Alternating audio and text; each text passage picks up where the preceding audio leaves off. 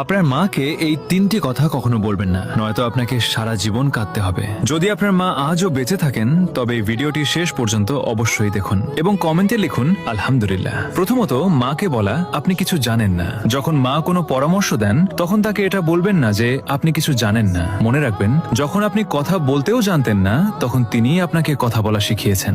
দুনিয়ার সবচেয়ে বড় অভিজ্ঞতা যদি কারো কাছে থাকে তবে তা আপনার মায়ের কাছে আছে।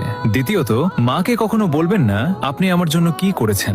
যদি কখনো আপনার মনে হয় যে মা আপনার জন্য কিছুই করেননি, তবে সেই রাতগুলোকে মনে করুন যখন আপনি অসুস্থ ছিলেন আর মা সারা রাত জেগে আপনার সেবা করেছেন। আপনার এক ফোঁটা চোখের জলে যদি কেউ সারা রাত না ঘুমিয়ে থাকে তবে তিনি কেবল মাই হন। তৃতীয়ত, আমাকে একা ছেড়ে দিন। রাগের মাথায় মাকে কখনো বলবেন না আমাকে একা ছেড়ে দিন, কারণ একদিন তিনি সত্যিই আপনাকে চিরদিনের জন্য একা ছেড়ে চলে যাবেন। তখন আপনি চাইবেন কেবল একবার তার সাথে কথা বলতে, কিন্তু তখন অনেক দেরি হয়ে যাবে। যদি আপনার মা বেঁচে থাকেন তবে